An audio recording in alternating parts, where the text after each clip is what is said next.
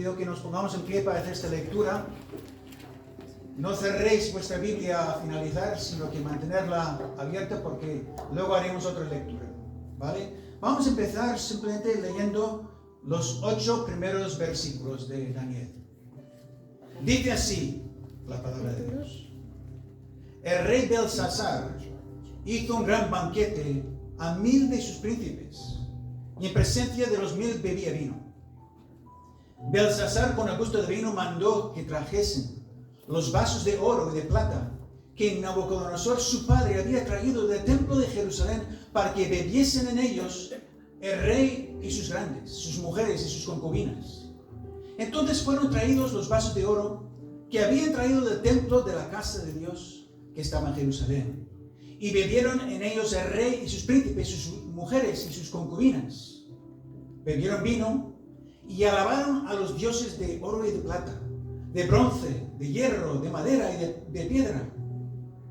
En aquella misma hora aparecieron los dedos de una mano de hombre que escribía delante del candelero sobre lo encalado de la pared del palacio real.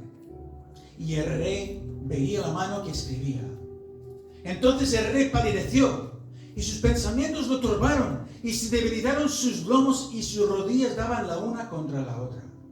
El rey gritó en alta voz que hiciesen venir magos, caldeos y adivinos, y dijo el rey a los sabios de Babilonia: cualquiera que lea esta escritura y me muestre su interpretación será vestido de púrpura, y un collar de oro llevará en su cuello, y será el tercer señor en el reino. Entonces fueron introducidos todos los sabios del rey, pero no pudieron leer la escritura ni mostrar al rey su interpretación. Amén. Podemos tomar asiento, hermanos. Bien, vamos a situarnos en contexto. Casi todo el libro de Daniel se desarrolla en la ciudad de Babilonia, capital del imperio neobabilónico. Aparte de Israel, los actores geopolíticos principales de esa época en esa zona eran Asiria, Media, Persia y Babilonia. Curiosamente, Babilonia y Media se aliaron para derrotar a Asiria en el año 612 a.C. Pero luego, en el año 550 a.C., Media fue absorbida por el reino persa y se dio lugar a lo que se conoce como el imperio Aqueménida, es decir, el reino medo-persa.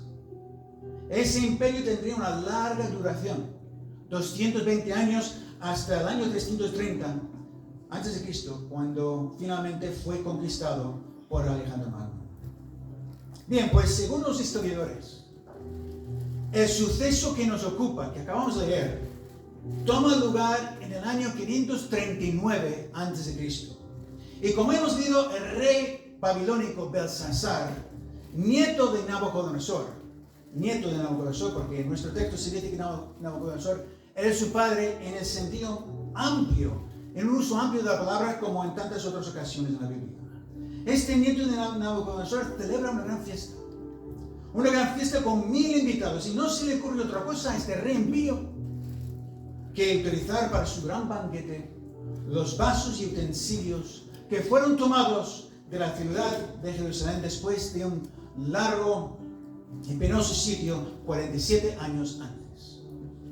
Belsasar no tenía en cuenta que esos vasos fueron consagrados para su uso exclusivo por los sacerdotes del linaje de Aarón, dentro del templo de Jerusalén y en adoración al Dios de Israel. Belsasar no es un sacerdote levítico, está a cientos de kilómetros de Jerusalén y no tiene en absoluto una actitud de adoración.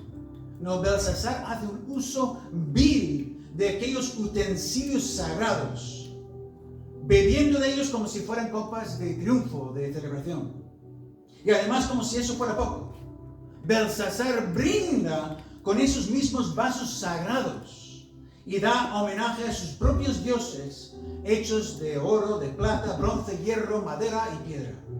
¿Cómo se atreve Belsasar a utilizar algo tan sagrado para un fin tan presuntuoso, tan idolátrico y tan sacrílego. Así que no es de extrañar.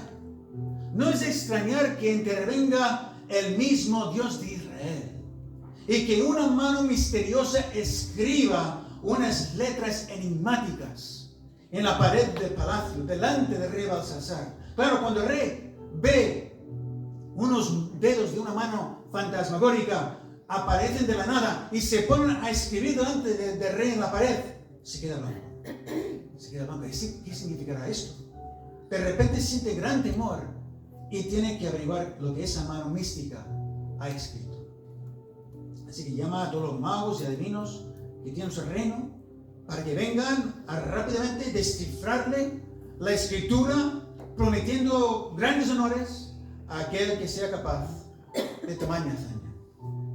En realidad, Belsasar era corregente con su padre Nabónido, yerno del difunto Nabucodonosor. Pero mientras Nabónido estaba fuera del país, Belsasar ejercía con la misma autoridad que su padre. Y de allí que hemos leído en el versículo 7, que al hacer Belsasar su ofrecimiento de honores, dice que será el tercer señor en el reino. Claro, Nabónido, su padre, era el primero, Belsasar era el segundo, y el que resolviera el enigma sería el tercero. Sin embargo, ninguno de los sabios de Babilonia podían resolver el enigma. Ahora bien, Daniel no entró con todos los demás sabios del reino, seguramente por considerarle ya un anciano retirado de los asuntos del palacio. Recordemos que Daniel fue deportado en el año 606 a.C. Por tanto, han transcurrido unos 67 años. 67 años desde ese entonces hasta este momento. Así que si Daniel tenía, por ejemplo, 12 años cuando fue deportado, y no creo que menos, ahora tiene por lo menos 79 años en este momento. 79. Ya estaría jubilado desde hace tiempo, si es que existía tal concepto entonces, y al parecer pocos se acordaban ya de él. Pero si Daniel era sabio cuando era joven, imaginaos la sabiduría que tenía él ahora a esta edad avanzada. Daniel formó parte de la deportación de su propio pueblo Israel. La caída de Jerusalén sucedió cuando él tenía poco más de 30 años, en el 586 a.C. Él ha estado delante del gran rey Nabucodonosor, le ha revelado el contenido de la interpretación de aquel sueño perturbador. Le ha visto al gran monarca transformarse en una especie de bestia. E incluso le ha sobrevivido y ha seguido ejerciendo de funcionario dentro de la corte real de Babilonia durante muchos años. ¿Cuántas cosas había visto Daniel? ¿Y cuánto sabía del ser humano? Y lo que es más importante, cuán bien conocía al creador del ser humano. Sin embargo, parece que nadie le tenía en cuenta ya. Igual que este mundo tan secularizado, no tiene en cuenta lo que dice la palabra de Dios, que es más antigua y más sabia que todos los habitantes de este planeta. Pero si bien todos los demás se habían olvidado de Daniel, de repente una mujer de la corte se levanta y le dice a Belsasar que hay un hombre que le puede revelar el significado de la inscripción misteriosa. En el versículo 10 se le califica de reina. Y seguramente se trata de Nitocris, la propia madre de Belsasar, hija de Nabucodonosor. Así que a instantes de ella, Belsasar hace llamar a Daniel. Y podéis leer en casa toda la conversación, pero para llegar al tema que quiero tratar hoy, solo vamos a leer desde el versículo 22 hasta el 28. Si lo tenéis, vamos a leer lo que dice. Es Daniel el que está hablando. Y dice: y tú, su hijo Belsasar, no has humillado tu corazón sabiendo todo esto, sino que contra el Señor del cielo te has ensoberbecido. Hiciste traer delante de ti los vasos de su casa, y tú y tus grandes, tus mujeres y tus concubinas, bebisteis vino en ellos. Además de esto, diste alabanza a dioses de plata y oro, de bronce, de hierro, de madera y de piedra, que ni ven, ni oyen, ni saben. Y a Dios, en cuya mano está tu vida, y cuyos son todos tus caminos, nunca honraste. Entonces de su presencia fue enviada la mano que trazó esta escritura. Y la escritura que trazó es Mene, Mene, Tekel, Uparsin. Esta es la interpretación del asunto. Mene, contó Dios tu reino y le ha puesto fin. Tekel, pesado has sido en balanza y fuiste hallado falto. Peres, tu reino ha sido roto y dado a los medas y a los persas. Amén. Leemos hasta aquí. Fijaros que Daniel no estuvo en la fiesta. No estuvo en la fiesta, pero sabía perfectamente lo que había acaecido. Así que le explica a Belsasar cómo su comportamiento impío, idolátrico y sacrílego ha provocado esta escritura en la pared de parte del único y verdadero Dios que Belsasar neciamente ha ofendido. Y Daniel no solo descifra la propia escritura en la pared, sino que además le muestra a Belsasar el significado de aquellas 4 palabras escritas. Nosotros esta mañana vamos a fijar nuestra atención en estas 4 palabras. Mene, Tekel, Uparsin. Y su significado, por supuesto. Porque si Dios tomó la molestia de enviar una mano de su propia presencia para escribir físicamente estos 4 vocablos en la pared de aquel palacio babilónico, es porque encierran un mensaje importante, un mensaje para todo hombre y para toda mujer de hoy en día. Los que son como Belsasar y que hacen un uso indebido y profano de lo que Dios les ha otorgado. Y también para los que son como Daniel, que conocen a Dios y tienen comunión íntima con Él. Así que sin más preámbulo vamos a pasar a considerar este pasaje bajo 2 enunciados.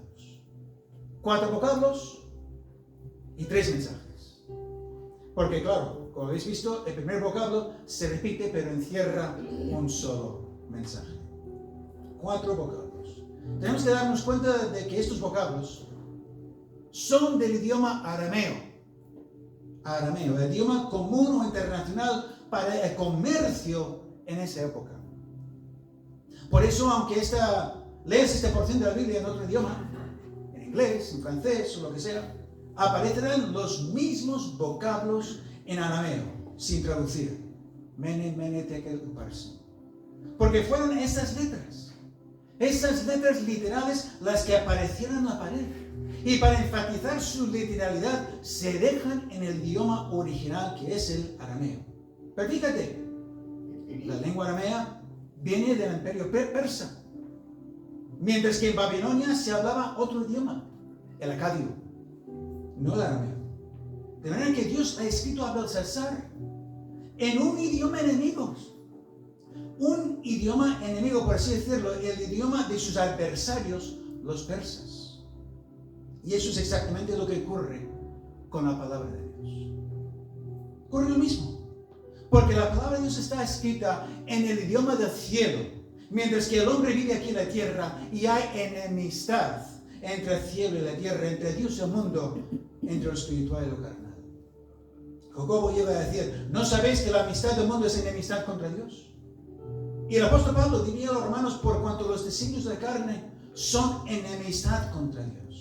Cuando el hombre que no conoce a Dios se acerca a la Biblia y la lee por primera vez, el texto le suena raro, como si estuviera escrita en otro lenguaje. Aunque en realidad el mensaje central de la palabra de Dios es tan sencillo que lo puede entender un niño. Sin embargo, para el hombre natural, el lenguaje bíblico resulta difícil de entender. Por tanto, no te extrañes que este mundo nuestro ignore la palabra de Dios, que la dé por incomprensible, que la considere arcaica y que no comprenda el significado del Evangelio. La Biblia está escrita en el idioma del cielo y el mundo habla otro lenguaje, porque hay un enemigo de Dios en este mundo que está luchando a fin de impedir que muchos lleguen a comprender el mensaje del Evangelio. Fijaros, todos los sabios del reino de Belsasar fueron incapaces de entender el mensaje escrito por el dedo de Dios, por ese dedo misterioso en la pared. Y en este mundo hay muchos sabios, muchos científicos, religiosos y todo tipo de intelectuales que son incapaces de entender y asimilar el sencillo mensaje de redención que retoma cada página de la Biblia. Pero no es imposible entenderlo. No es imposible. De hecho, es bastante sencillo y fácil. Se suele decir que querer es poder. Y si alguien se acerca a la palabra de Dios con sincero interés y quiere conocer de verdad el mensaje de Dios para su vida, solo tiene que pedir una oración que el Espíritu Santo le ayude a entenderlo. En este pasaje, Daniel es el que descifra el mensaje y aclara su significado, por lo que Daniel es figura y tipo de aquel de quien Jesús diría: el Espíritu de verdad, Él os guiará a toda la verdad. Porque el anciano Daniel está en íntima comunión con Dios, y él puede leer y traducir esta frase aramea en un mensaje inteligible para sus destinatarios. Asimismo, el Espíritu Santo está a nuestra entera disposición. Y si nos acercamos a la palabra de Dios reconociendo nuestra limitación y pidiendo su ayuda para comprenderla, de repente las páginas se vuelven comprensibles y todo empieza a cobrar sentido. Bien, hemos visto el idioma de estos 4 vocablos, el arameo. Y entonces nos surge la pregunta: ¿y qué significan? Pues bien, son ni más ni menos que 3 unidades monetarias. Claro, ya hemos dicho que el arameo era el idioma comercial de toda Mesopotamia. Así que no es de extrañar que estas unidades monetarias fueran algo con lo que todo el mundo estaba familiarizado. Todo el mundo los conocía.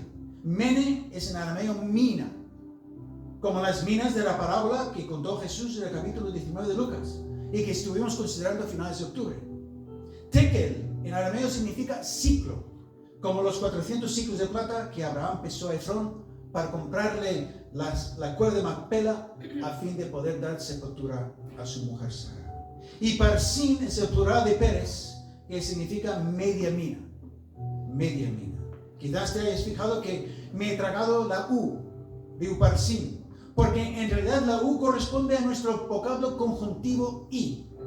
Es decir, se debe leer realmente Mene, Mene, Tekel y Parsin. De manera que tenemos 3 unidades monetarias, aunque en realidad no eran monedas como nosotros las entendemos. Justamente se había empezado a acuñar moneda menos de 100 años antes, en Lidia. Y todavía eso de una inscripción oficial en un trozo de metal era algo bastante novedoso. Más bien las minas, los ciclos y los parsim correspondían a ciertos pesos de oro o plata. Y en toda esta región se utilizaba el sistema sexagesimal, que ya expliqué cuando consideramos la parábola de las 10 minas, ¿os acordáis? No se utilizaba nuestro sistema decimal actual, basado en el número 10, sino el sexagesimal, basado en las cifras 12 y 60. No hace falta que os vuelva a demostrar cómo se puede contar hasta 12 en una sola mano y cómo se puede llevar la cuenta hasta 60 con las 2. Pero lo importante es que entendamos el valor de la mina, el ciclo y la media mina que aparecen aquí en nuestra porción. Fijaros que todavía nos quedan vestigios de este sistema sexagesimal. Por eso contamos los huevos por docenas. Y por eso tenemos 12 horas diurnas y 12 horas nocturnas. Asimismo, los babilonios dividieron las horas en 60 minutos y los minutos en 60 segundos, igual que hacemos ahora. Eso es algo que hemos heredado del sistema sexagesimal. Pues trasladando el sistema para contar el tiempo a las unidades monetarias, la hora vendría a ser equivalente al talento. ¿Os acordáis de la parábola de Jesús con respecto a los talentos, verdad? Pues el talento era la unidad monetaria de mayor valor, como la hora. Y el talento se dividía en 60 unidades llamadas minas. Mina, minuta, suena similar, ¿verdad? Porque tienen la misma raíz. Y asimismo la mina se dividía en 60 unidades llamadas ciclos. Ciclo, segundo, también suena muy similar porque tienen el mismo origen. Es decir, 60 ciclos de plata eran equivalentes a una mina de plata. Y para llegar al talento de plata había que pesar 3.600 ciclos de plata, igual que hay 3.600 segundos en una hora. Y ahora pongamos valor. Pongamos valor a estas unidades y recordemos que en el sistema más común, la mina pesaba algo menos de medio kilogramo. Medio kilo. aproximadamente 491 gramos. Así que el ciclo común pesaba algo más de 8 gramos. 491 dividido por 60. Por tanto, si tu peso es de 73 kilos y medio, por ejemplo, puedes decir que tú pesas 2 talentos y medio. Yo, por ejemplo, peso algo más. Y cuando se quiere halagar a alguien, se le suele decir, tú vales tu peso en oro, ¿verdad? Y desde luego es todo un halago porque 2 talentos y medio de oro tenían y todavía tienen muchísimo valor. Pero la pregunta importante es, ¿cuánto pesamos en la balanza de Dios? Esa es la pregunta. Porque ahora vamos a ver los 3 mensajes encerrados en estas 3 unidades monetarias. Y lo importante no es realmente que tengamos un peso corporal mayor o menor, aunque quizás para nuestra salud sí sea importante. Ni es importante nuestro peso social ni profesional. Lo que es esencial es nuestro peso espiritual delante de Dios. Pasemos al primer mensaje, el mensaje de las minas. Mene, mene. Claro, la palabra mene en arameo tiene que ver con el concepto de contar. Lógicamente había que contar 60 ciclos para pesar una mina. Y de allí se utilizaba el vocablo mene, contado literalmente, para esta unidad monetaria. Así que ahora podemos entender la interpretación que Daniel da a rey Belsasar. En el versículo 26, mene, contó Dios tu reino y le ha puesto fin. Claro, el mensaje literal es contado, contado. Y como Daniel aclara, es Dios mismo quien ha contado. De hecho, al escribir mene, mene, contado, contado, Dios está destacando que hace un doble conteo, una doble contabilidad del reino de Belsasar. Pero no solo de Belsasar, sino que Dios hace lo mismo con todo ser humano. Porque en un sentido cada uno de nosotros somos rey de nuestra propia vida. ¿Y por qué este doble conteo? ¿Por qué Dios cuenta 2 veces? En primer lugar, podemos ver la rigurosidad con que Dios escudriña nuestras vidas para hallar lo que está buscando. ¿Verdad que para contar, por ejemplo, la ofrenda, aquí la tenemos, de cada domingo, siempre hace falta 2 personas? Hace falta 2 personas para contarla, para así registrar la cantidad recogida con todo rigor. Doble contabilidad. Y cuando se hacía un negocio, cualquier negocio, en el Oriente Medio, siempre se contaba la transacción por 2 personas, por el que vendía y por el que compraba. Hasta en la contabilidad moderna se hace un doble asiento de toda transacción para asegurarse de que no haya errores. Por tanto, esta doble contabilidad nos habla de minuciosidad y rigor. Mene, mene. Dios está contando, sumando el peso de nuestras vidas con todo rigor, sin engañar a nadie desde el principio y hasta el fin. Pero hay un segundo significado de esta duplicidad. Porque Dios es el que da y Dios es el que quita, como decía Job, ¿verdad? Daniel le dice a Belsasar, contó Dios tu reino y le ha puesto fin. Le ha puesto fin. Dios le había entregado la autoridad regia al Belsasar y Dios es el que se lo iba a quitar. A lo mejor el rey Belsasar pensaba que ejercía su reinado por mérito propio, porque lo merecía, pero resulta que no. No. Estaba allí porque Dios le había puesto en ese lugar de privilegios sin mérito alguno por su parte. Dios le había contado una serie de años para reinar y ahora se los quitaba y se los daba a otro. Doble contabilidad, dar y quitar, sumar y restar. Y es que ninguno de nosotros sabemos los años exactos que Dios nos ha concedido de vida, pero sabemos que un día tendremos que entregar de nuevo esos años a Él, porque nuestra vida aquí en la tierra es limitada. Dios es el que nos da la vida y Dios es el que la quita, porque así funciona la doble contabilidad de Dios. Como dice la carta de los Hebreos, que está establecido para los hombres que mueran una sola vez y después de esto el juicio. Pero cuán importante es que le empleemos los años que Dios nos da aquí en la tierra para vivirlos sabiamente. Como diría Moisés en el Salmo 90, enséñanos de tal modo a contar nuestros días que traigamos a corazón sabiduría. El rey Belsasar no fue sabio, vivió su vida de una forma frívola, hedonista y hasta blasfema con toda esa fiesta sacrílega que hemos considerado. Y ahora que Dios tomaba de vuelta lo que le había prestado a Belsasar, ¿qué será? ¿Qué será de él por toda la eternidad? Mirad, no merecemos los años que Dios nos da. No los merecemos. Son un regalo. Un regalo por gracia. Tú no lo mereces, yo no lo merezco. Es su regalo. Dios nos ha contado una serie de años por su maravillosa generosidad. Pero un día los tendremos que entregar a Él. ¿Y entonces qué? ¿Entonces qué? Como hemos leído en el versículo 23, Daniel le dice a Belsasar: y a Dios en cuya mano está tu vida y cuyos son todos tus caminos, nunca honraste. ¡Ay! ¡Qué celebración más triste! Si nuestra vida entera está en las manos de Dios y todos nuestros caminos dependen de Él, ¿cómo no le honraremos cada día, dándole las gracias en todo momento por los días, las semanas, los meses y años de vida que Él nos concede? Que no se puede decir nosotros lo que Dios dijo de Belsasar, sino que nosotros aprendamos a contar nuestros días con sabiduría, como pidió Moisés. Dios nos ha contado una serie de años, también dones, privilegios, recursos a nuestro favor. Reconozcamos de quién los hemos recibido y vivamos en continua gratitud para la gloria de su nombre. Amén. Como diría el apóstol Pablo a los Corintios: si pues coméis o bebéis o hacéis otra cosa, hacedlo todo para la gloria de Dios. Amén. Eso es vivir sabiamente y no como Belsasar. En segundo lugar, tenemos mensaje del ciclo. Si bien el primer mensaje tenía que ver con la doble contabilidad de Dios, este segundo mensaje tiene que ver con la balanza divina. Hay que entender que la palabra tekel en arameo significa pesado. Pesado.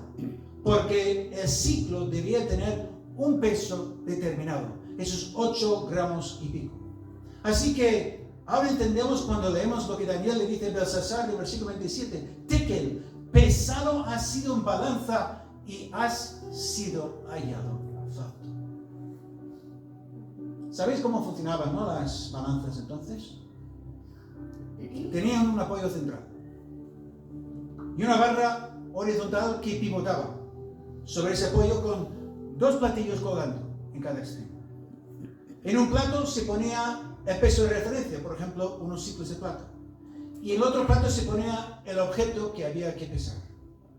Así que la imagen que Daniel está pintando es la del rey Belsasar en un platillo, y en el otro platillo el peso de un ciclo. Un solo ciclo. Fijaros que es la única unidad monetaria de esta porción en singular.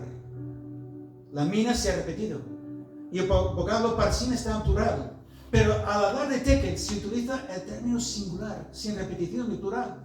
Y resulta que con Belsasar en un platillo y el ciclo en el otro platillo, la balanza divina se decanta por el ciclo, dejando a Belsasar en alto porque pesa menos.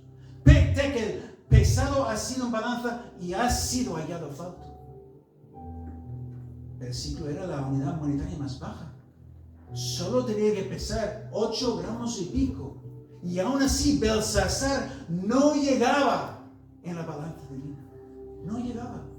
¿Y qué cuadro más perfecto es este de todo hombre y de toda mujer en su estado natural? Porque delante de Dios nuestras mejores obras son como trapos de inmundicia, tal como dice el profeta Isaías. La gente cree que como Dios lleva una doble contabilidad, como hemos visto, Él va a contar o pesar sus buenas obras y sus malas obras y se va a poner en ambas en contraposición, en una balanza para ver qué es lo que pesa más. Pero la balanza de Dios no funciona así. No funciona así. ¿Sabéis cuál es el peso de referencia que Dios utiliza para personas en su balanza? Nuestro Señor y Salvador Cristo Jesús. Él es el peso de referencia, contra el cual todo hombre y toda mujer se pesará. Cristo Jesús vivió una vida perfecta, en perfecta armonía con Dios, sin pecar una sola vez. Él cumplió el peso cabal de un ciclo de oro en la balanza divina.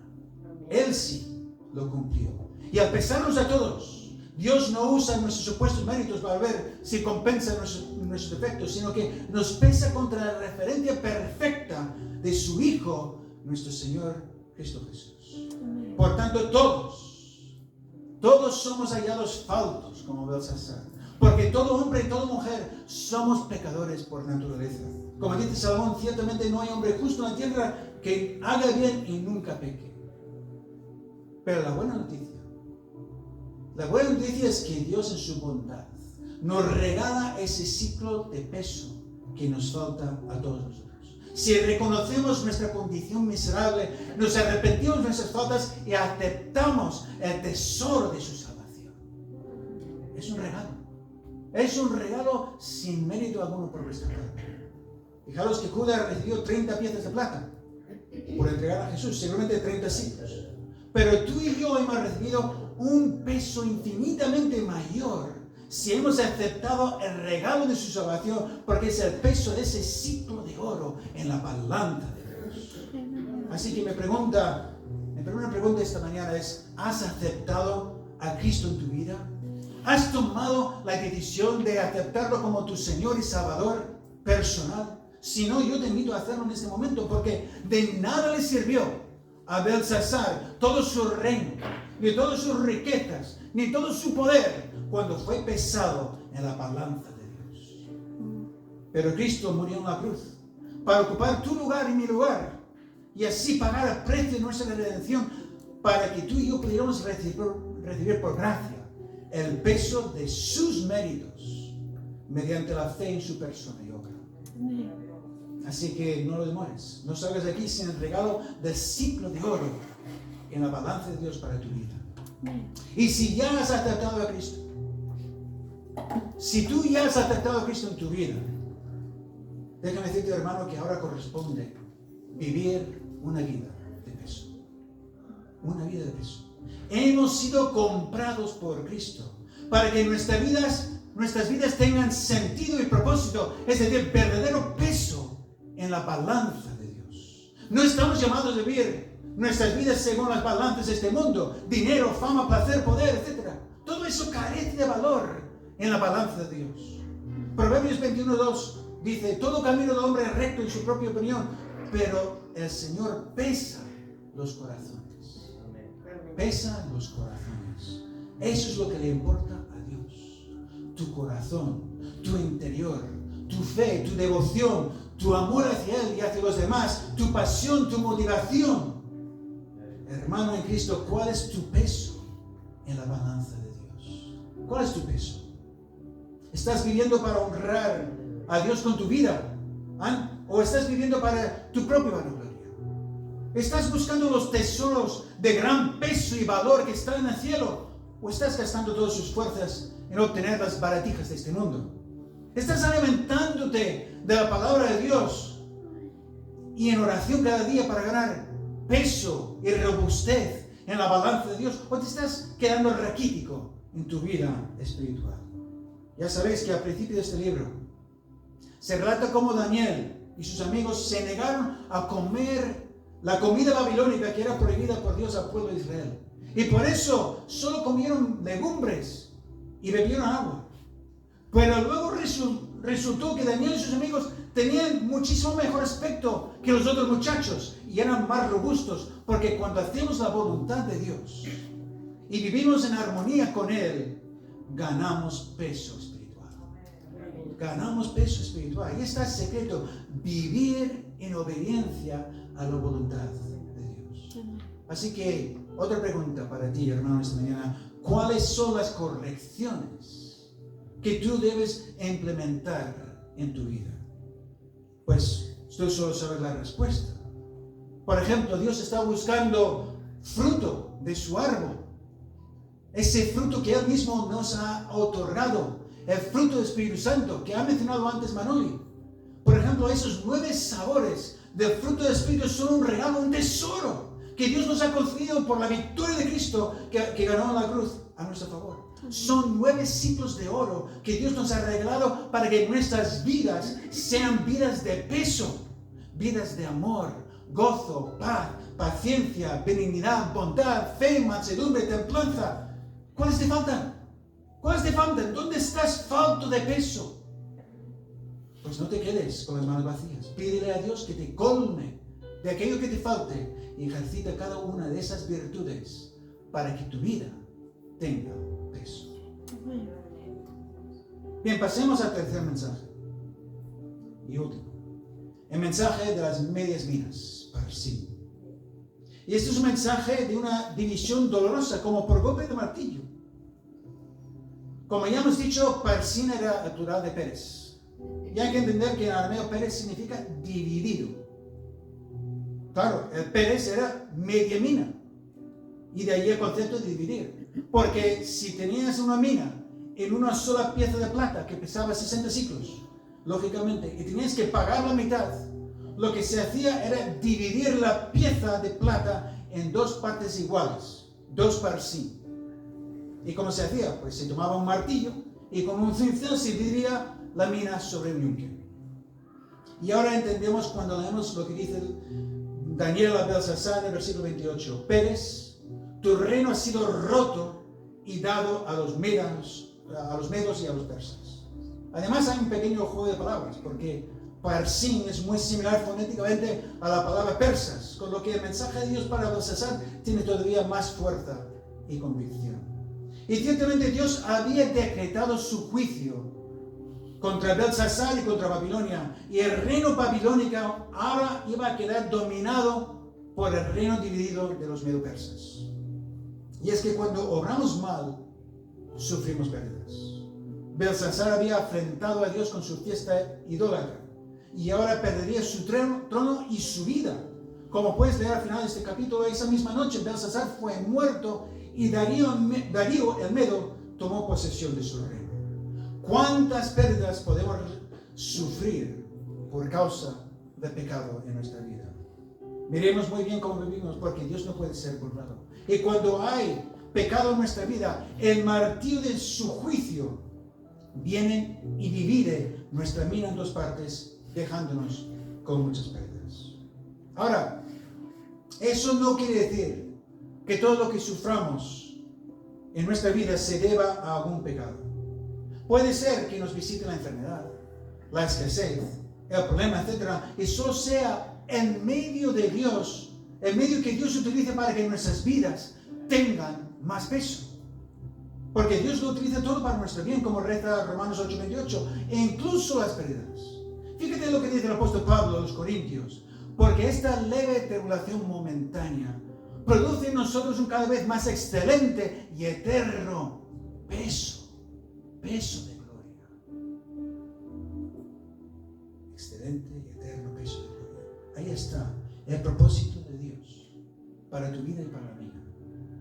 Peso de gloria. Dios está produciendo en nuestras vidas un cada vez más excelente y eterno peso de gloria. Las aflicciones que podamos sufrir en nuestra vida sirven ese propósito, porque lo que le importa a Dios es nuestro peso espiritual. Eso es lo que importa.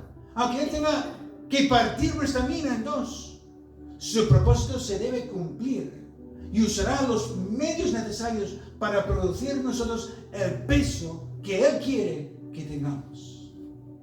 Así que no nos extrañemos. No nos extrañemos de las pruebas y las aflicciones. Tomémoslas como lo que son. El medio que Dios utiliza para aumentar nuestro peso espiritual. Bien, hemos visto los 3 mensajes de estas 4 unidades monetarias. Concluyo pues esta mañana y finalizo destacando que he titulado el mensaje Una vida de peso. Una vida de peso. Porque ¿quién tenía una vida de mayor peso en este relato? ¿El rey Belsasar o Daniel? Aparentemente Belsasar tenía todo a su favor. El segundo del reino podía hacer lo que se le antojaba, su palabra era ley. Pareciera que él era el de mayor peso. Daniel era simplemente un anciano de que nadie se acordaba. Nadie no. Dios se acordaba. Dios se acordaba de Daniel porque Daniel era un hombre conforme al corazón de Dios. Belsasar fue un hombre impío y blasfemo que no conocía a Dios, así que en la balanza divina Belsasar fue hallado falto contra un solo ciclo de plata. Y su reino fue entregado a otro. Sin embargo, Daniel sobrevivió a Nabucodonosor y a toda su dinastía, incluyendo a Belsasar, su nieto. Daniel llegó hasta ver el reino de Ciro, bajo el cual el pueblo de Israel volvería a su tierra. Daniel pudo atisbar el cumplimiento de las promesas de Dios porque fue un hombre de gran peso en la balanza de Dios. La respuesta es: ¿quién tenía más peso? Daniel tenía más peso. Así que me permite plantear un par de preguntas para finalizar. ¿A quién estás imitando tú? ¿Estás imitando a Belsasar o a Daniel? ¿Tu vida tiene un peso similar al de Belsasar delante de Dios o al de Daniel? Repito, si todavía no has aceptado a Jesús como tu Señor y Salvador personal, hoy es día de salvación. Hoy es día de salvación. Hoy puedes empezar a vivir una vida de verdadero peso delante de Dios. Como dijo el apóstol Juan, el que tiene al Hijo tiene la vida. Y el que no tiene al Hijo de Dios no tiene la vida. Pon tu fe en los méritos de Cristo Jesús, en su persona y obra para tu redención, y tendrás vida eterna. El ciclo glorioso de la salvación será tuyo para siempre. Para siempre. Y si ya tienes ese ciclo de oro, porque eres cristiano, hermano, permíteme preguntarte, ¿qué dirá Dios?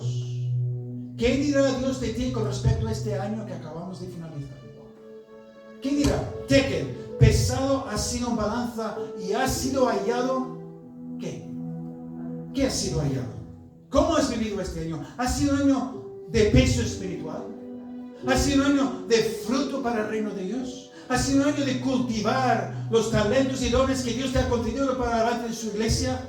¿De vivir en obediencia, en santidad? ¿De conocer a Dios en profundidad mediante la oración y el estudio de su palabra? ¿De buscar los tesoros eternos del cielo, los únicos que tienen verdadero peso? ¿O ha sido un año de oportunidades desaprovechadas? ¿De apatía en los devocionales? ¿De esconderse tras una fachada de religiosidad y de comodidad y de mediocridad? Hermanos, os propongo que el año 2025 sea un año de peso espiritual. Un año de peso espiritual. Un año en el que las puertas del infierno tiemblen ante los pasos pesados de los cristianos de esta congregación. Pasos contundentes de santidad. Pasos de devoción. Pasos de intercesión. Pasos de proclamación para tomar victoria sobre las estrategias de las huestes de maldad en las regiones celestes y para hacer avanzar el reino de Dios aquí en Viladecans, en Barcelona, en Cataluña, en España, en el mundo entero. Que sea un año de peso en la balanza divina, porque no hay mejor resolución que podamos hacer tú y yo a este año nuevo, que sea la resolución de vivir